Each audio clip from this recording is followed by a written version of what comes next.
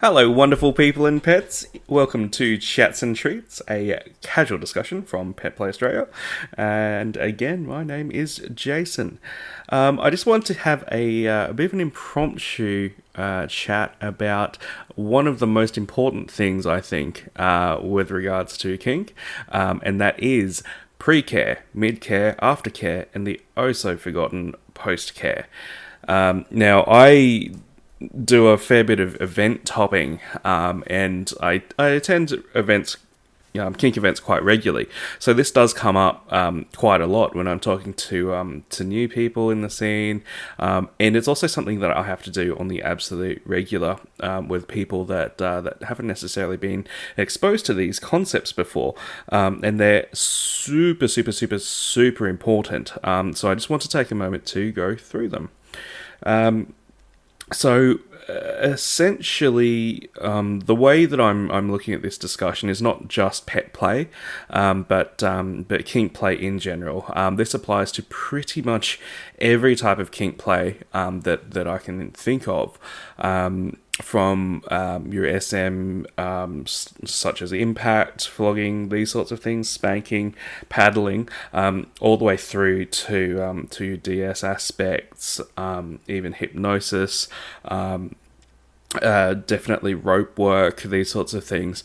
There's a lot of considerations that go into these scenes that everyone involved needs to be aware of, and it is also really helpful for those that are just in the vicinity and observing this to also be aware of, so you know what's going on and are aware of I suppose any dangers or concerns. You can be better equipped to figure out if what you're seeing is being conducted as safely as possible, or if there's some other concerns that you could bring to, for example, a dungeon monitor at an event or the person running the event. So, starting off from the very top is pre-care. This can also be known as pre-scene negotiation, but I like to call it pre-care because you really want to be in the mindset for caring for each other. Now, this applies to both the tops, bottoms, doms, submissive, masters, slaves, everyone involved. And pre-care is essentially establishing, firstly, what you want out of the interaction, where your boundaries are, what you're comfortable with, discussing your history and your experience, the all-important safe word, and those sorts of things, and also preparing for mid-care, aftercare, and post-care as well, laying down what is required by everyone at that point in time. Now, pre-care is super, super important. And again, I'm talking from an event perspective here, but it can it does also relate to if you're planning an interaction with someone one-on-one. It can start with your conversation, your Facebook chat, and those sorts of things.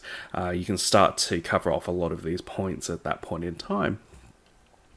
And if possible, before an event, if, for example, I have something planned with someone, I'll try and get a lot of this out of the way before the event as well.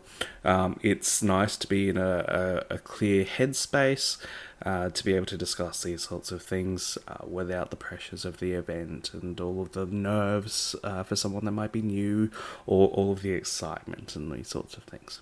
So, number one with any scene is safety. So try and be as safe as humanly possible through whether you're SSC, safe, sane, consensual, whether you subscribe to RAC, risk aware, consensual kink, all these sorts of things. And we'll definitely touch more on that in a lot more detail. I think we could have a chat just about those concepts by themselves. But essentially, safe, sane, and consensual is firstly about being as safe as possible. Now, obviously, nothing that we do in life is entirely safe. Getting into the car and driving is inherently unsafe. But with the proper training and awareness, we can be as safe as possible while performing these activities. So that's essentially what it is, safe. Safe, so being aware, keeping yourself safe as well. So not putting yourself in a situation with someone that you absolutely don't know, that you've met for the very first time, you have no idea who they are, what they're about, their experience, their background, or more importantly, I suppose, what their intentions are. And these sorts of discussions help to cover off part of that. The sane part is, are you sound of mind?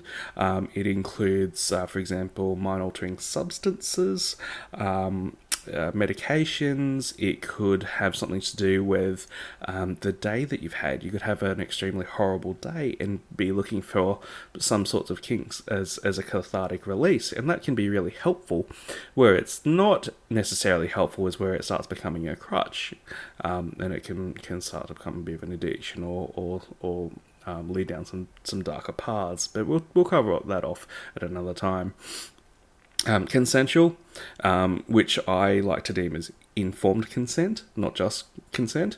Knowing what you're getting into, being happy and open to be able to consent to that. Being comfortable to withdraw consent at any time is also really, really important. But essentially knowing what you're getting into and being all about it, not being coerced, not being under, again, the influence of drugs or alcohol, these sorts of things. So that's safe, sane, and informed consent. And there's risk-aware consensual kink. So similar but not. Best way that I can describe it in the shortest way possible is risk-aware. Well, there are some activities that are inherently risky that you might still want to engage in as part of your kink adventure. One of them that I can think of is, for example, ball busting. Potentially really, really dangerous. For example, either having balls crushed or testes crushed or being kicked extremely hard in the testes can be dangerous. You can rupture them. It's not necessarily a good time when that happens. But if you are aware of the risk, if you know what you're in for, you've done your research, you've ticked off as much as you can, and that's still your thing, and you're still willing to go ahead, and the other person is also aware of those risks, so everyone involved is all aware of the risks, and that is your thing, then this is more of a rack style play, risk-aware consensual kink. So it can often refer to the heavier styles of play where safety necessarily isn't as guaranteed.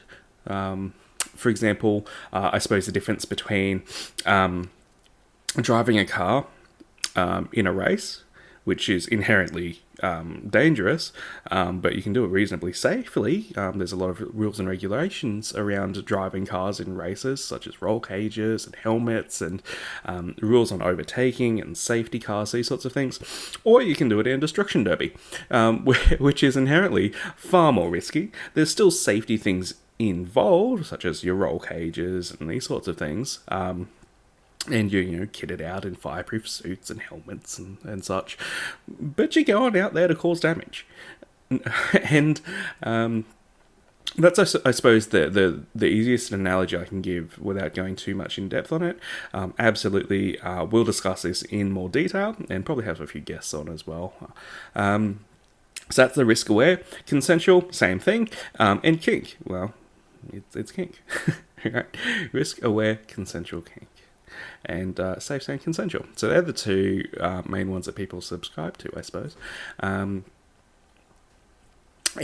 it's super important to have the discussion in Precare as to your expectations with regards to that.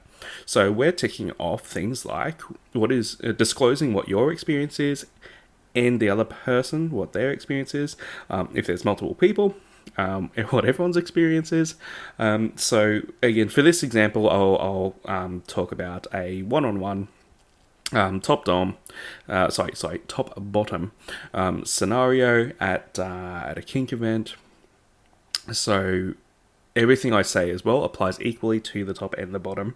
The dominant submissive, if there is a power exchange, literally everyone involved needs to know and ask these things. So just making sure that you're on the same page with your SSC or rack, and what that really means to you, and drilling down exactly what that means so there's no nasty surprises. And I suppose that's the most important thing about pre-care and a pre-scene negotiation, is making sure there's no nasty surprises, figuring out what you want, communicating what you want, and eliminating as much of the variables as possible. Moving on to safety, another thing that I always ask, no matter how long I've known someone, and no matter what I've seen them do, or I thought I've seen them do during the night, and that is about their health conditions and what they've ingested on that given day. So, I know some people have... health conditions can be very, very hard to pick up just by looking at someone. But for example, if I ask this question, someone might say, "Oh, actually, I have a dodgy disc in my lower back." Well, that's something I really need to know if I'm going to be doing impact. So, hitting them, basically. I need to know where that is, and I'm going to probably avoid that at all costs. It could be I fell off my bike and I've got a bruised rib. It could be I have very poor circulation in my right arm, so then I probably would be careful about how I use any sort of bondage or restriction on that arm, whether I elevate that arm for an extended period of time, so for example in a cuff attached to the roof or something.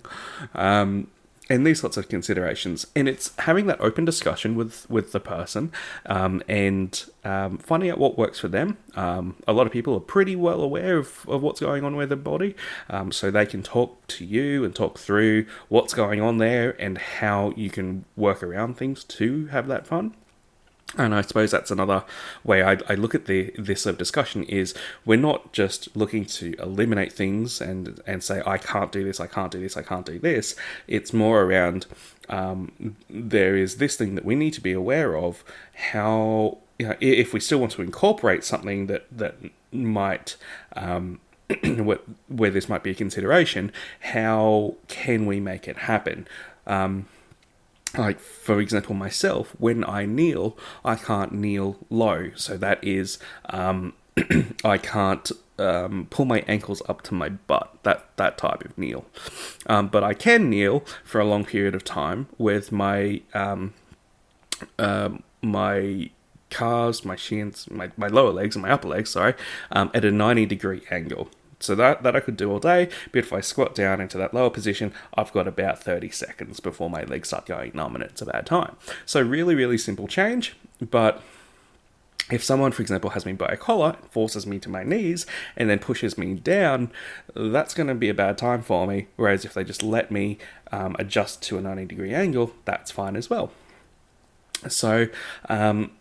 any medical conditions are really important, but that's not only physical conditions, it can also be mental conditions as well. At this point in time, we can start talking about triggers. So have there been things in the past that are going to create a trigger? One of my dearest friends has an unfortunate backstory, but long story short, they can't deal with a snap of a belt. So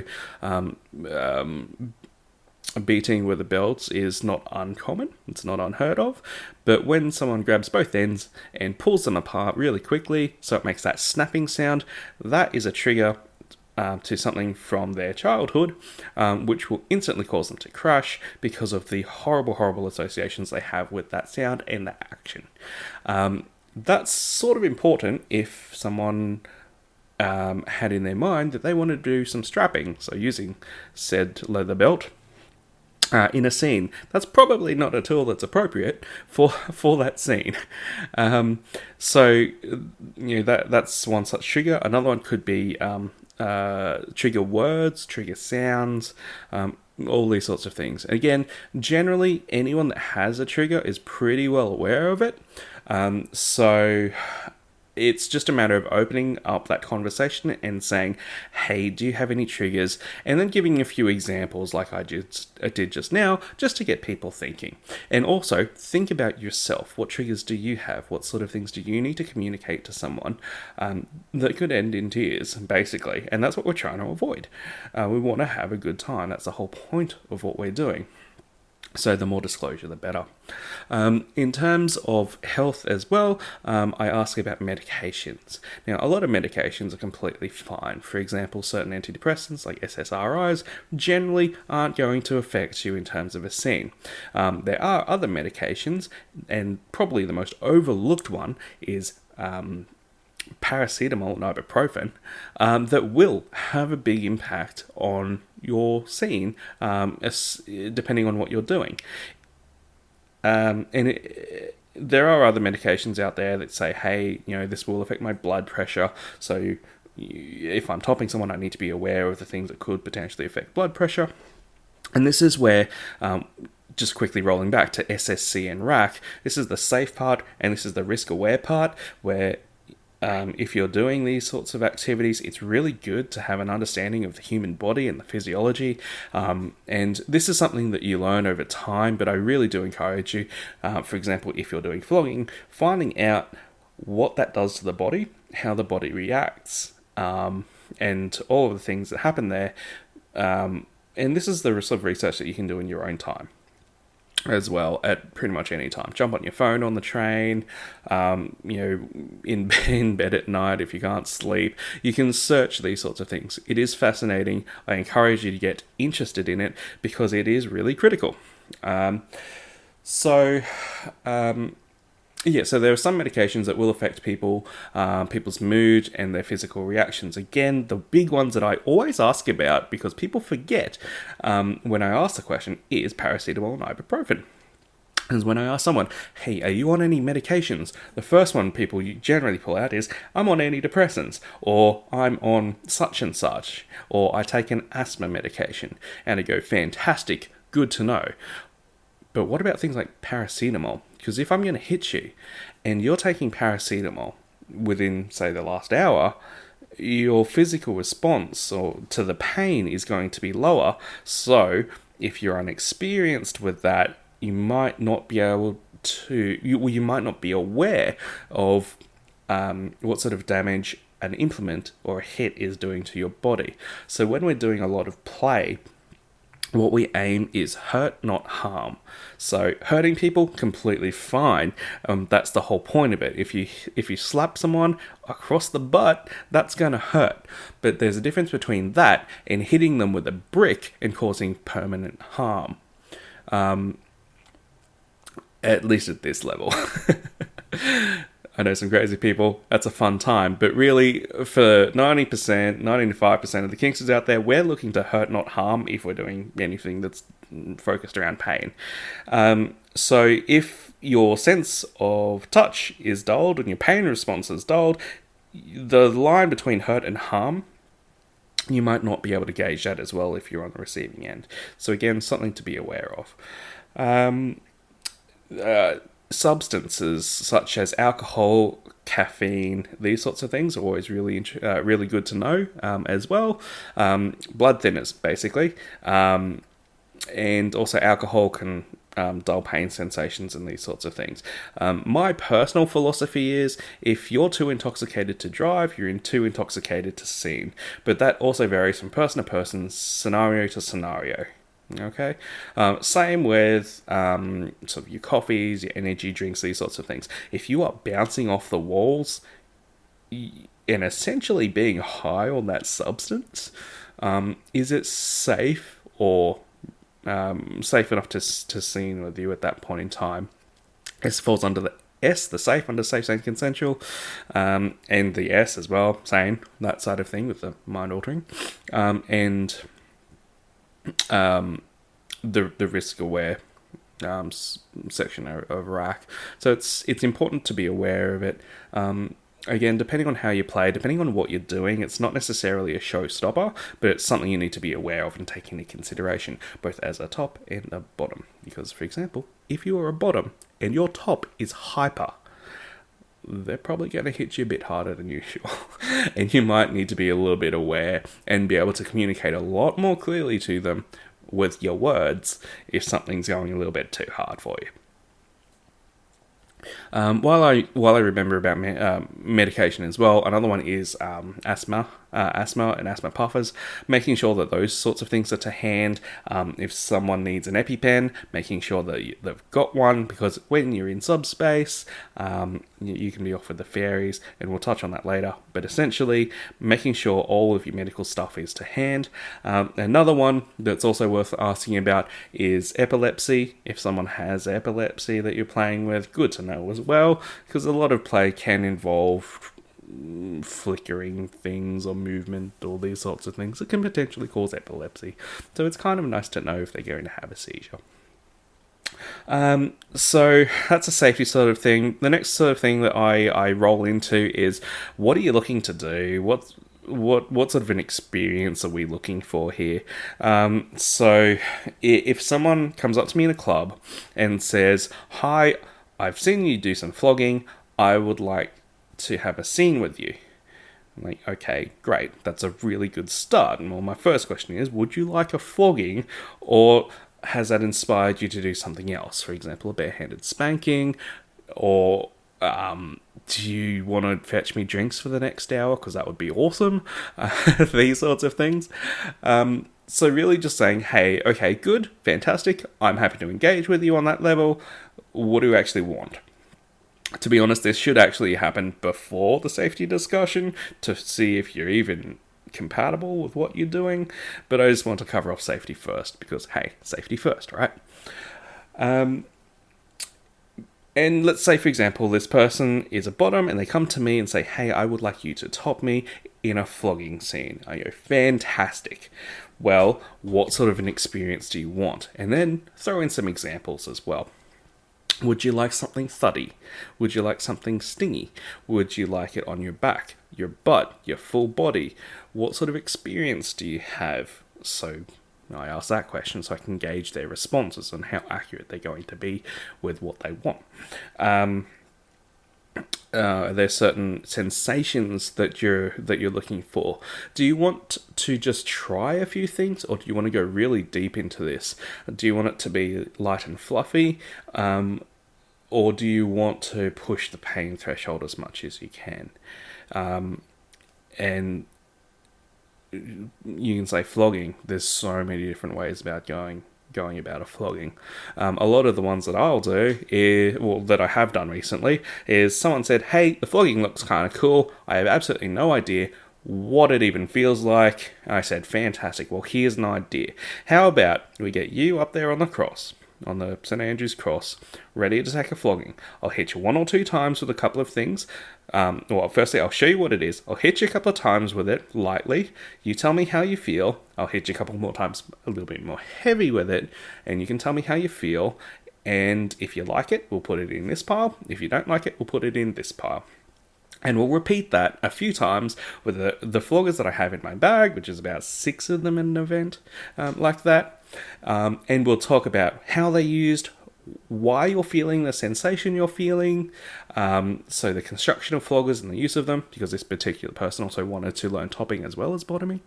And by the end of our little sort of very open discussion and sort of a tutorial, I suppose, about this, you'll be really well equipped to say, yes, I like this, no, I don't like this, and then you have a tool bag from which to work from for someone to help you construct the scene.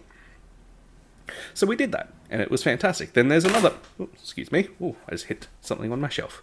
There's another thing, another type of scene that I had recently, and it was someone that went, just fuck me up. I'm like, okay, that's good. What do you mean? Because I could...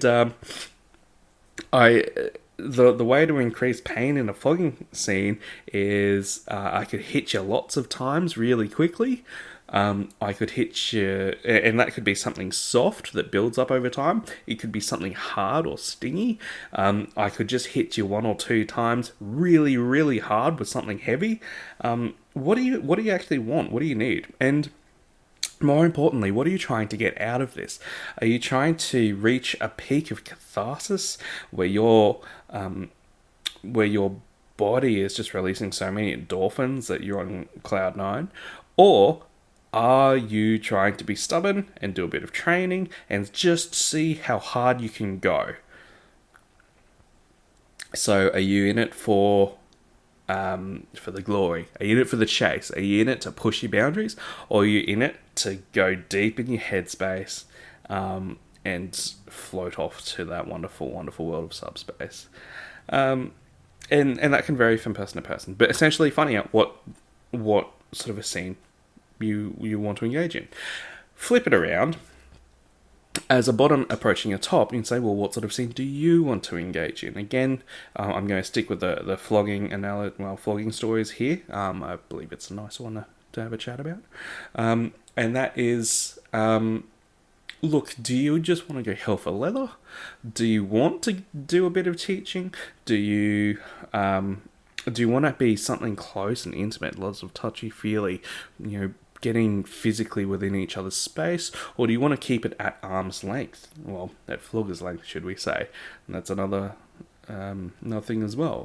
One of the types of ways it can get intimate in a flogging scene is part way through, pulling the hair, growling in the ear, having a body pressed against you, these sorts of things. Or it can be a little bit more at arm's length. You don't have to do the hair pulling, ear growling, body pressing, although I recommend it. It is a lot of fun, but you don't have to do that, and some people don't want that, and that's completely fine.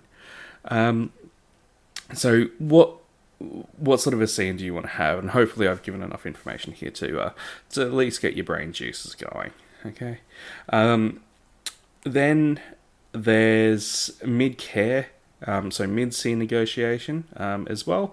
So we're still in the pre-care stage, but we want to start talking about during the scene what's going on. And this is things like safe words. It's probably the most important thing that I can discuss about, and I will do an entire episode just on safe words. But establishing what the safe word or safe words are, and what they mean as well. So a safe word is generally a word or a couple of words that are unambiguous, that anyone can say, yell, physically display if they're not necessarily words. They can be hand signals or so forth, that basically mean something has to happen right now. And that something generally is the scene stops. So that is an instant withdrawal of consent for the scene to continue. And I cannot stress how important that is. And also, I cannot stress how important it is for that to be normalized.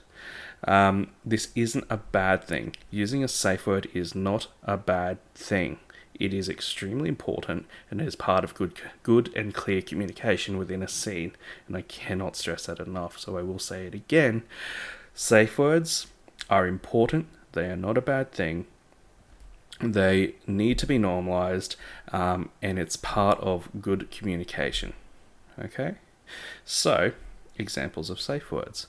They can happen from both the top and the bottom, dom, sub, no matter who. Okay? One of the examples of a safe word is someone gets hit with a flogger. They don't, it's a bit of a mishit or something like that, and it triggers someone. So it could be an unexpected sting. Sometimes floggers will give you an unexpected sting, even though they're a thuddy flogger. And it could have just wrapped in just the wrong way, or something could have happened where the person getting hit goes, nope, no more, that's it, I'm done, I cannot continue safely. And safely, I don't mean just physically, but also mentally. If I continue, then mentally, this is going to be at a detriment. And they can call safe. And their safe word. At which point, everyone goes, fair enough, thank you for communicating, we're stopping this now. And initiating aftercare. And again, we'll get into aftercare in a moment. Another thing that I have had as a top when I was doing an event scene is I rolled my ankle halfway through a scene. I was flogging, roll my ankle. I went, I went down. It was hilarious. I had a big crowd watching. It was genuinely hilarious. But I called safe. I just went, nope, safe word, which was our safe word at the time. I'll get into safe words in a moment. And the bottoms turned around and they've gone, oh my goodness, what has happened? Why are you on the floor? And I am just on the floor going, I actually can't stand up right now. Can someone please get me some ice? And it was a lot of laughs. But it was really important for me as the top to call safe word. Not only, just to communicate what was going on in such a way that the bottom would also understand that it's not their fault. Nothing is necessarily wrong with what anyone has done. I needed to communicate that there was just something wrong that needed everyone's attention, and the scene needed to stop because of it. Not that anything bad was happening, so to speak. Although rolling my ankle wasn't fantastic, in terms of the scene itself, the people involved, that wasn't bad. It was just a situation that happened. It sucked. But me using the safe word there, instead of not, well, if I hadn't used the safe word, the bottom might go, when's my next hit coming? What's happening? What is all this kerfuffle? I can't turn around because I'm in a scene and I'm meant to be up here and I should maintain my position. But what is going on? And anxiety starts to build and they're going to have potentially a bad time. They might build it up and crash and go, oh my goodness, what's going on? What's going on? And start the panic cycle. Whereas by me saying, safe word, sorry, just rolled my ankle, they've gone, huh? Oh, that sucks, are you okay? And it's pulled them out of that headspace, so they don't have to worry, safe word's been called, and everyone's in the action stations on how to help with the situation as best as possible. And they were lovely, and they got me a bag of peas, which was fantastic for my poor little ankle. So safe words can be called from both sides. It's also really important if there's been mental triggers, some things that are completely unexpected. If you've been having a really bad day, you thought you could muscle through it, but then you've gone, no, this is a bad time. I'm going to call safe. This is not a good time. So safe words are super important. They should never be abused. I don't think they should be used as jokes or in casual conversation or play, these sorts of things. I know sometimes it can be fun to safe word silly things like eat your Brussels sprouts. No, safe word, and have a bit of a laugh about that. But I don't think that's the place for it. I think safe words deserve a lot more respect than that. But again, that's my 2 cents. You do you. But I think they deserve a lot more respect for that. So when it does happen, there's absolutely no ambiguity about crying wolf. It's real. It's important.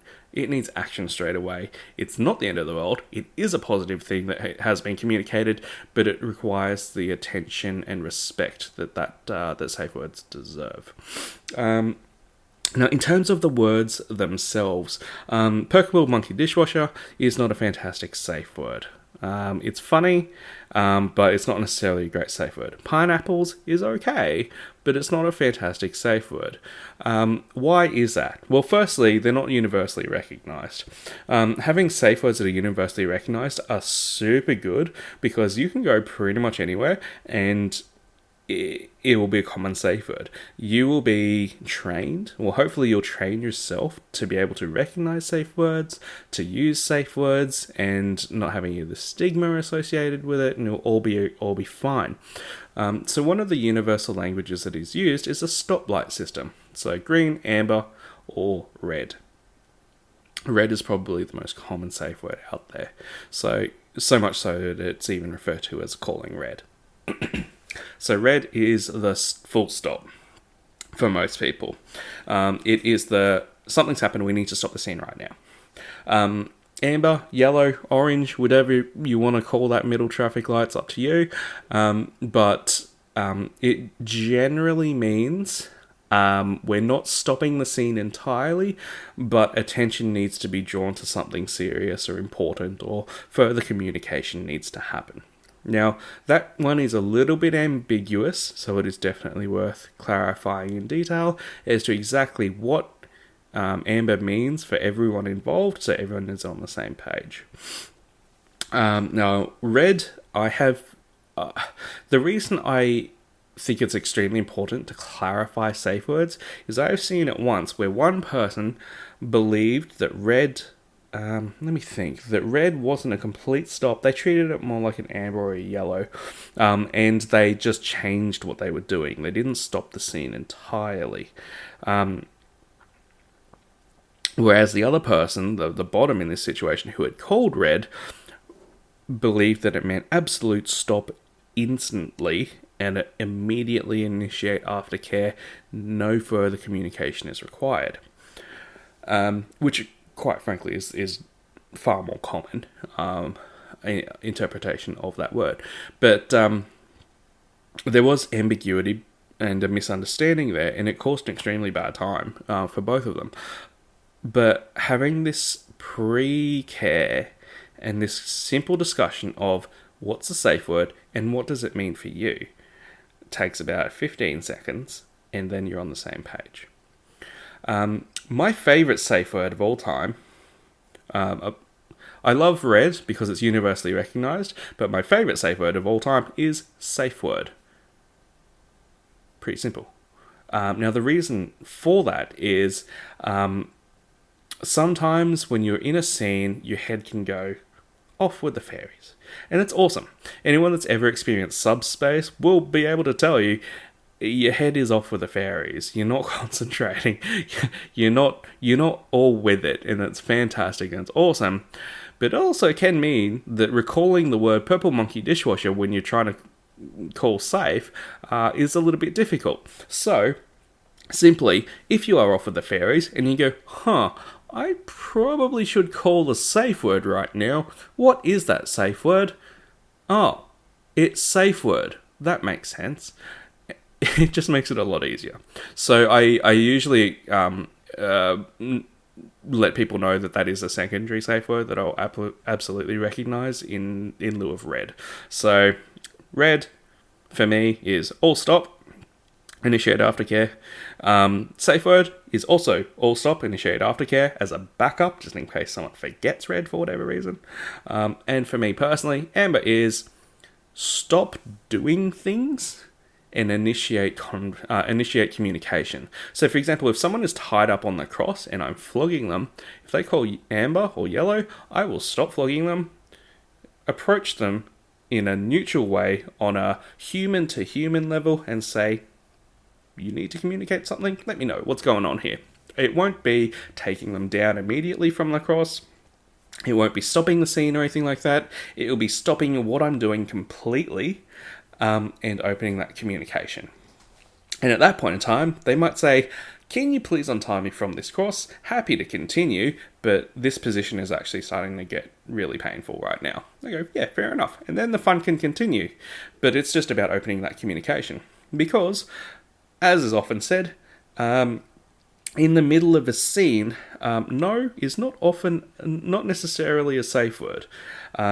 And that is definitely something to discuss as well. If you're prone to having a bit of a yell when you're up on the cross getting a flogging and say, no, please don't hurt me, when really you mean, yes, please don't stop, you should probably communicate that. But also universally recognised is if there is a safe word in place, which there will be, right? Yes, good. So if there's a safe word in place, and a scene is going on, yelling and screaming no probably isn't going to arouse any suspicion, apart from a few looks at people going over and going, hey, that's pretty cool. That's hot. And yeah, good times. So they're probably the main points with Precare. Then we have Midcare, Aftercare, and a Postcare. So these ones are a little bit shorter. Because a lot of it is in the Precare, understanding where everyone's at, your safety stuff, your health stuff, your expectations, establishing safe words, these sorts of things. Also, though, is important is defining what is required for aftercare. I'll get to that in a moment. And defining what is required for post-care. Get to that in a moment as well. But essentially, for aftercare and post-care, everyone has different care styles, things that they need to return to an equilibrium within themselves and continue to have a good time. And communicating what those needs are beforehand can really be beneficial. It saves a lot of tears. Which is the whole point of Precare, isn't it? So Midcare. Well, what is Midcare? While the scene is going on, it's you. For example, if you're a top hitting someone, so doing a flogging in a scene, you're not ignoring what the bottom is. What is happening with the bottom. You're engaging with them. You're taking into account a lot of factors. For example, one of the things that's very common is a warm-up. Now, not everyone does this. Some people like to play hard, play cold, but a lot of people like a warm-up for impact play. And that is agitating the flesh to the point where the nerves start to relax, the muscles start to relax, and the blood starts to build up in that location.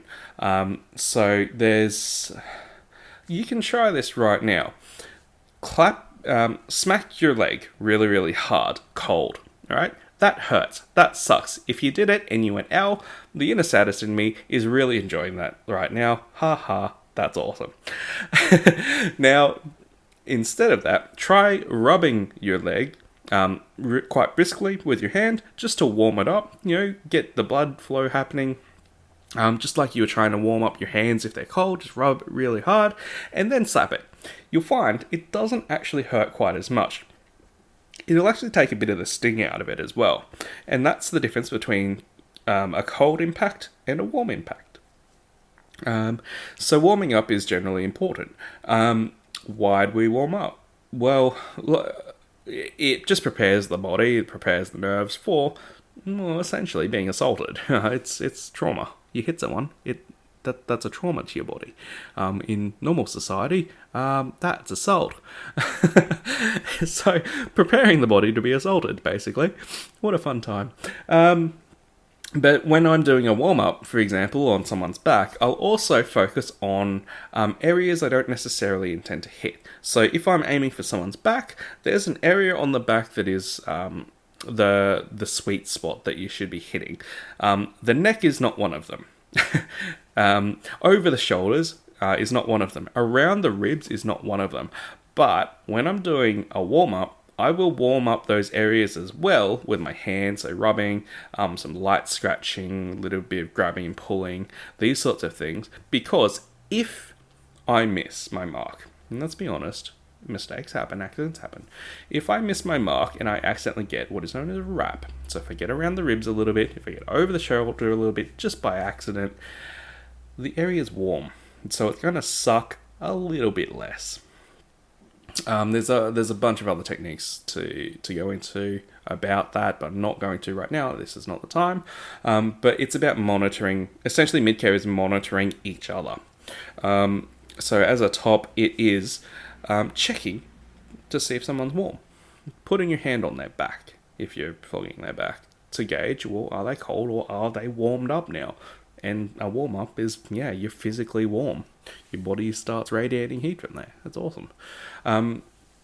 Another thing could be, like the scene that I did with a person that was brand new, that just wanted to try a few things and figure out how they felt.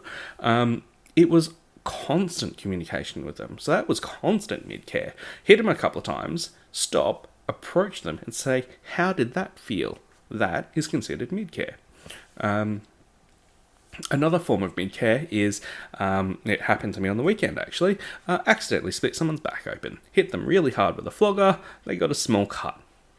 Well, Midcare in that instance is, because I didn't necessarily want to get their blood all over my stuff, I disinfected the area very quickly, during the scene. They're an absolute masochist, so it was hilarious. I just put isopropyl alcohol straight on that open cut, and it sucked, and it was hilarious to watch. And a quick little spray with spray bandage just to stop the bleeding. And then continue with the scene in other areas. So that's a little bit of caring for someone during the middle of a scene. In that case, it was physically. It can be mentally, such as, for example, when you're playing with someone for the first time, it's really nice to have open communication and the expectation of open communication to figure out where the sweet spot is for both of you. So it's okay to ask, was that too hard? Was that too soft? Would you like more? Would you like less? These sorts of things. There are systems and other ways of going about it, but essentially, that's Midcare. And on the flip side, you observe a lot during Midcare. So is someone's facial expression constantly like they don't want to be here? If it is, it might be a sign to ask them, are you doing okay? Is this alright? Do you like this? Do you want me to change toys? And again, there's lots of different ways and techniques of doing that in a way that doesn't break the mood of the scene. Like, you don't have to stop and go, can you fill out this 3-page form to tell me how you are doing and what you would like to change about your experience today? No, you don't have to do that. You can sort of do it in a more sexy way if you really want to. But just being aware of it, so is what we're on about today. So that's a bit of Midcare. Aftercare is probably the one that everyone knows about most. And rightfully so, because it's really, really important.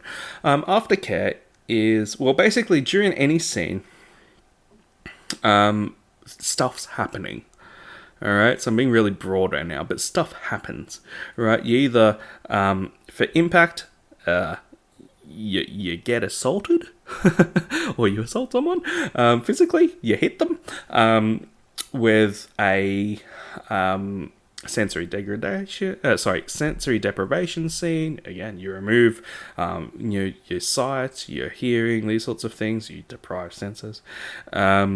For a pet play scene, there could be tossing around a ball, but that also means that the pets in this instance get into a headspace. So your head is in a zone that is generally different to normal. So your mindset changes. Headspaces and mindsets are actually a really interesting topic. I will actually do one about that as well at some point. If I don't, please remind me, because it's a really interesting topic. For a top, for example, an impact top, you're always on. You're paying attention to so many different things.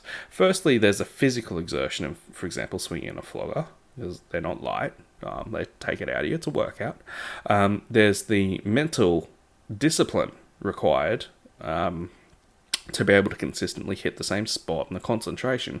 There is a huge amount of empathy that you need as well in terms of the mid-care for someone. So watching and observing their reactions to every hit. And there's also things like shaping the scene. So I suppose as a top in an impact scene, you have a lot of power in which to shape the story of that scene. So hitting someone, whack, whack, whack, whack, whack, whack. So changing the cadence, changing how hard things go, being a bit cheeky with that interaction is one of my favourites as well. So hitting, saying, are you ready for the next one? And they go, yes, I'm ready. And then doing the lightest possible hit, and then having them look around at you and go, are you fucking serious? And then hitting them as hard as you possibly can. That's actually quite hilarious. So shaping that story. And mentally, a lot goes into that. So aftercare is basically, stuff has happened. How do we renormalize that? How do we, as a human that has gone through all of this stimulus and input, both physically and mentally, how do we recover from that? I liken it to sport quite a lot. Physical sports, for example, soccer, football, these sorts of things. you do those sorts of sports, you get hot and sweaty, you're in the zone, so your main focus is, for example, in soccer, getting that ball through the goal, these sorts of things. Or if you're playing rugby, it's not getting flattened by the Samoan who's coming at you at 40 kilometres an hour somehow, which is quite scary. So that's been your main focus for the last hour, hour and a half. What do you need to return your equilibrium, your mental equilibrium and physical equilibrium? What do you need to wind down, basically? And the primary ones for pretty much every scene ever is sugar, water, warmth. And so it makes a lot of sense for impact. It may not make as much sense for a service submissive recovery, but I'll get to why in a minute. But sugar, water, warmth. So what does sugar, water, warmth do? So to understand that, let's have a look again at impact. I'm harking on a lot about it, but it does cover off a lot of important points. So the sugar aspect. Well, when you receive impact, your body dumps a lot of chemicals, a lot of endorphins, a lot of repair chemicals, and your body goes into recovery mode because it just got assaulted for 15 minutes, half an hour, 3 days, who knows, and it needs to recover. And so once the adrenaline is gone, you can crash. Basically, it's like being super, super, super concentrating, then the stimulus is gone, and you feel like sleeping for the next 8 days. But also, on a physiological level, the endorphins are no longer being released, the adrenaline's no longer being released because it's not needed, and your body starts dumping all those chemicals out, but that can lead to a pretty poor mood. So sugar is a fantastic way to help the body balance that a little bit. So I'll talk about this really basically. As the endorphin levels drop, by ingesting the sugar, your sugar levels go up. So the sugar high starts catching the endorphin drain. So it starts catching your mood, so your mood doesn't crash through the floor. There's a bit of sugar there. Now that's a really, really hacked up way of talking about it and describing it, but if you can sort of understand that concept, you're a fair way along understanding the importance of sugar in a scene, in aftercare. It's also really helpful for body repair and these sorts of things, and getting the body sort of moving again after a traumatic event, essentially.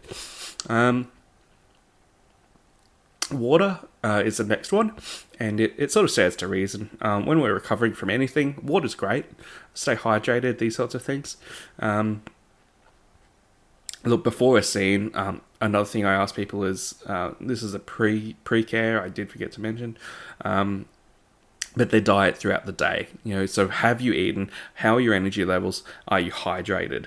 And that's basically, are you going to have a massive crash afterwards because you haven't eaten all day? Are you hydrated? So is your body going to be able to repair itself after the impact play that we're about to have? These sorts of things. So staying hydrated is really important, especially if you're in a hot climate right now and you're doing a scene in a hot shed for some reason, as can happen at some events. Hydration is kind of important, so drink up. Just quickly, back with the sugar aspect, one of the pre-scene negotiation, also pre-care things that I also ask with regards to medical is, are you diabetic? Because smashing diabetic full of sugar is not necessarily a good idea. And this is what I was saying, with regards to the pre-care, you also want to start talking about aftercare. So what do you need? So saying I am diabetic is really sort of important. So it might be better to have a piece of fruit or something else of that nature, that can provide a bit of energy or a bit of an up, that isn't raw sugar. Um, uh, and so sugar, water, warmth. The warmth part is, again, going back to impact. If you've had the crap beaten out of your back, it's warm. So we talked about the warm up. Well, your back's warm, and what happens there is it's acting like a radiator. Your body hasn't actually heated up to create that heat out of nothing. I mean, yes, it's starting to burn a few fat stores. A fight or flight response is going on. It is burning some energy in some fat stores, which is another reason we have sugar. But once the scene ends and you're no longer burning that energy, the blood is still really close to the surface. Say, for example, on your back, if that's what just got hit. And your back turns into a radiator for all of that heat. It's like putting your leg out from under the covers on a really hot night and using your leg as a radiator just to help moderate your body temperature. Same thing, but you hemorrhage heat from wherever you got hit. So again, your back. So warmth would be, look, I know your back feels really warm right now. I know you're in some really happy place far from here and it's awesome. Please put this shirt on, or please put this blanket around your shoulders, or something of that nature. Otherwise, your core temperature is about to plummet. Not to a dangerous level, but it's not a fun level either.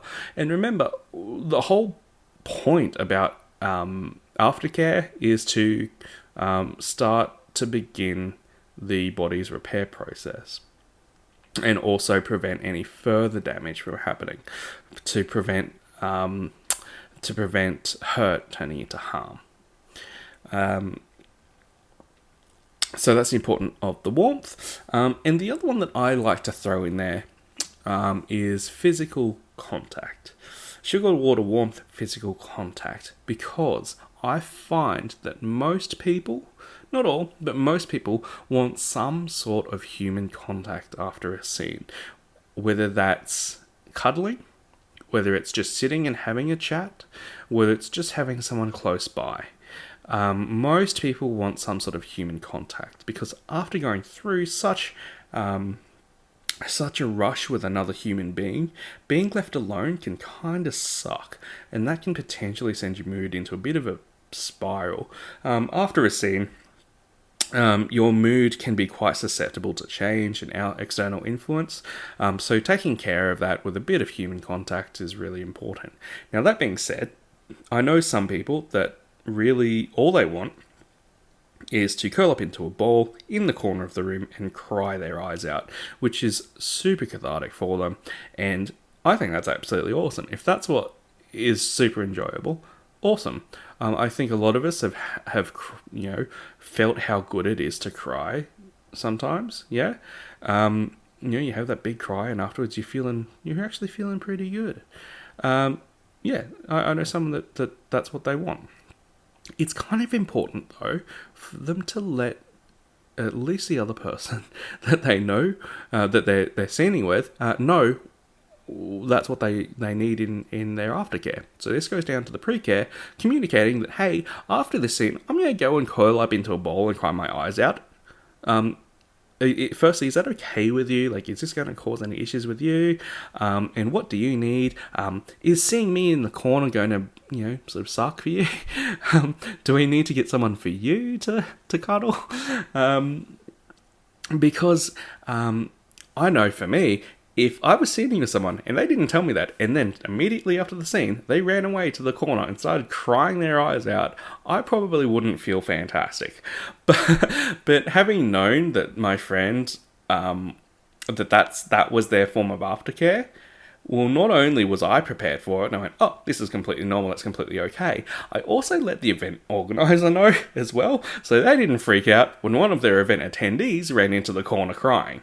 So, and they just quietly let a few newer people know what was going on and then to expect that. And everyone was happy, everyone had a good time, because everyone expected that reaction, and that was completely normal, healthy, and happy, and exactly what that person wanted out of that night. And I felt fantastic for helping them get there.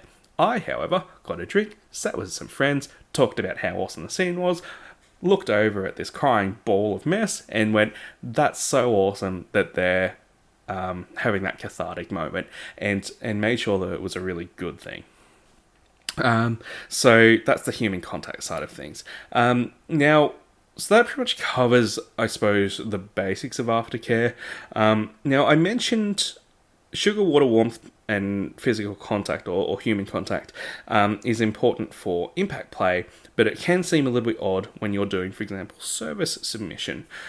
So all you're doing is getting people drinks. Well, I shouldn't say all you're doing, but you're getting people drinks as a submissive in that mind space, that headspace. Why is sugar, water, warmth so important? You're not physically recovering from anything. No, but you are mentally recovering from something. So, you might like a lolly, for example, afterwards.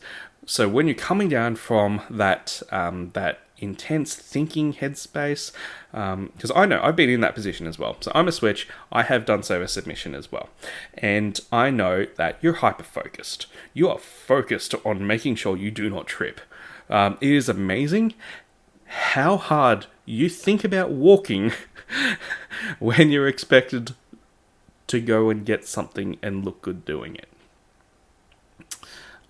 Walking becomes extremely difficult and you hyper focus on it, and that is mentally taxing and draining and also extremely rewarding when you get it right, which is why a lot of people do it as well.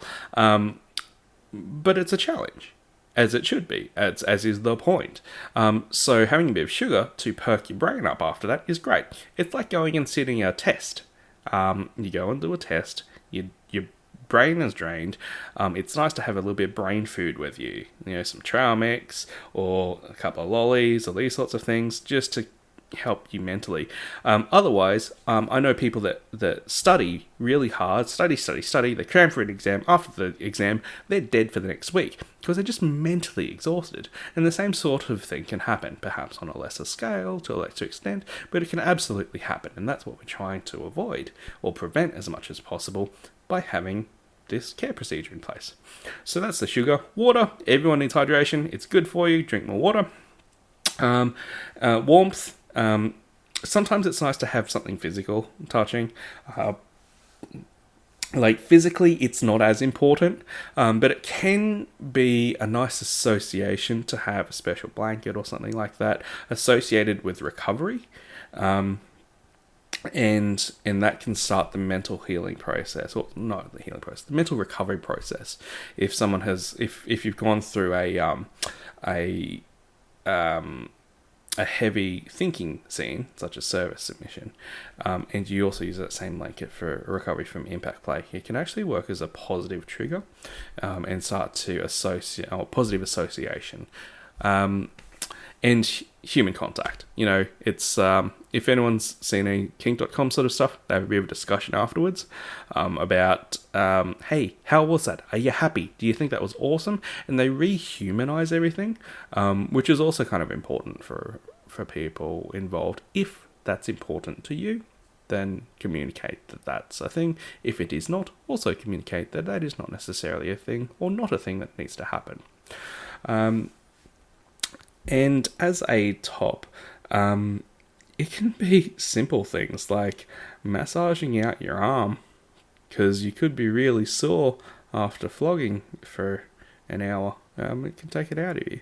Getting yourself a drink, relaxing, chilling out, having a chat with the person that you just spent an hour assaulting and saying, hey, was that alright? Did you mind me beating you senseless? Was that a good thing? I know some people can really demonize that in their own head, especially if they're new. For me, right now, it's only positive associations. But the way I got to all these positive associations is caring for myself afterwards and making sure that I was cared for afterwards by reaffirming that what I did just then was awesome. So then we move on to post-care. Again, it's another one that you really should be discussing before in Precare, but this is the one that people often forget. And it is care that happens after everyone's gone home from the event, in the next couple of days, after aftercare is finished, post-care starts. Now, why is that? What is post-care? Well, as an example, when I bottomed for impact, 3 days later, I have a flat day. I've noticed this, and it happens every single time. And that is my body and the way my body chemistry and my mood reorders itself after such an intense scene.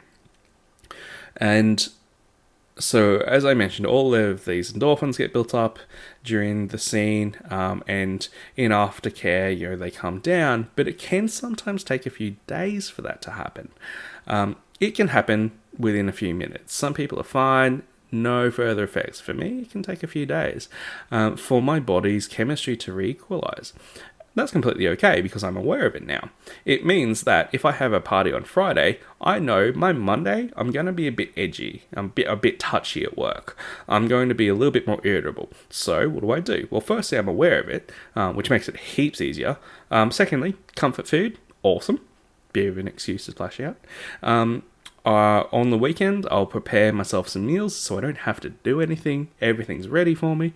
And I'll try and catch up with someone on Monday, Arvo, after work, just a friend, just to have a human contact, whether that's online, play a few games with some people online, or meet someone in person for a cuddle or something like that.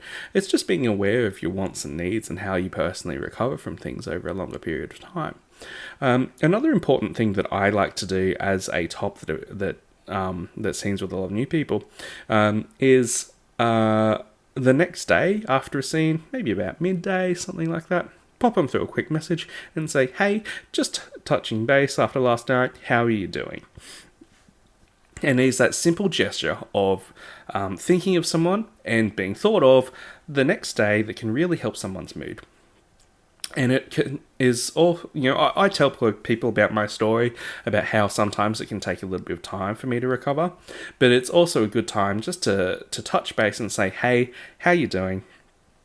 And some people, that might be the same experience that they're having. They might say, oh, I'm really flat today. I don't know why. And then you can just remind them, like, hey, it's completely normal. Don't worry about that. Just take care of yourself. These sorts of things. Post-care is also really important if an accident has happened. And accidents happen, all right? And this is a fact of life. This is why we have car insurance for when we crash the car, all right? And, sometimes you might have, impact, you might have hit someone in just the wrong way, might have sucked. Look, something I've seen someone do, I haven't done it personally, but I've seen someone accidentally clip an ear and didn't rip out their earring, but it caused it to bleed a little bit, which was a bad time, obviously. And they just touch base the next day and say, hey, sorry again about that ear. How's it doing? Are you okay? These sorts of things. And, they were like, yeah, look, it's a bit sore, but, it's completely fine. And that's helped both the person that did it and the person that's had it done to them to go, yeah, look, we're humans. Accidents happen. No harm done. Another thing in post-care that's also good to know, especially with impact play, is hematomas. Google it, hematoma. Basically, it's a blood clot. Basically, it's where your blood starts clotting, kind of like a bruise. So a bruise starts clotting, these sorts of things. That sort of a thing you kind of want your doctor to check out. So you need to be aware that you could get hematomas and these sorts of things when you get some sort of impact. Look, they're not unusual for people to get in general life. They can be quite serious if they're not handled correctly. So if you have a little bit of clotted blood, don't massage it out, because that blood clot could enter your brain, into your bloodstream. If that blood clot travels to your brain, you could have a stroke, and that's a bad time. So knowing how to handle a hematoma, making someone brand new aware that that's a possibility, and to check themselves over and to be aware of it is kind of important. Look, most hematomas resolve themselves without any issues, but it is important to be aware of these sorts of things. And this goes right back to what I was saying about the SSC sort of thing. Do your research, find out what could go wrong, find out how your body reacts or other people's body reacts, and be prepared, basically.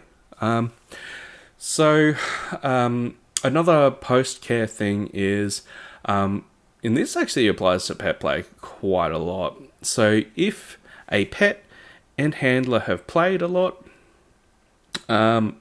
the next few days, the handler, you may find, not everyone, but you may find that handler is feeling a bit flat, a little bit irritable, do not want to make any more decisions. And the reason for that is, as a handler, as a top, as a dom, these sorts of things, you're on during that scene. Your brain is switched on.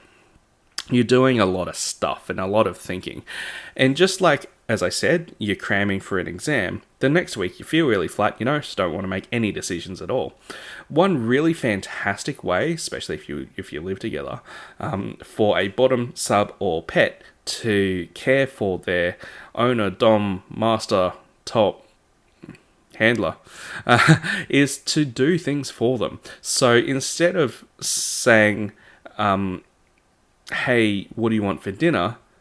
Say, hey, would you like Nando's for dinner? Remove a decision. Just make a decision for them. Or, if you know they like coffee in the morning, make them a coffee. Just do some small, simple things, just so they don't have to think about things. Like, instead of saying, what do you want to watch on TV? Don't make them make that decision. Just potentially be more like, would you like to watch The Big Bang Theory tonight? No. And half the time, honestly, you'd probably be brain dead enough to say, honestly, I don't really care. And take that at face value, because they probably don't care, because they're probably just so worn out anyway. Now, this doesn't work in every situation, and some people have pre-established protocols and these sorts of things. So again, pre-care, so pre-scene negotiation, discuss post-care, what everyone needs, and you won't have to guess. You'll know. And that's essentially it. So, bit of a long one today, but we've covered off some really, really important stuff. So we've covered off the 4 types of care. The pre-care, mid-care, aftercare, and post-care. We've also touched briefly on safe, sane, consensual, and risk-aware consensual kink. We've touched briefly on safe words as well. Look, I think it's been a pretty good discussion. Leave your feedback, that would be really awesome. Don't forget to remind me about all those things I said that I would do, those couple of topics that I said that I'd do, because I think they're really important as well. And like I said, if you have any questions or feedback, please let me know.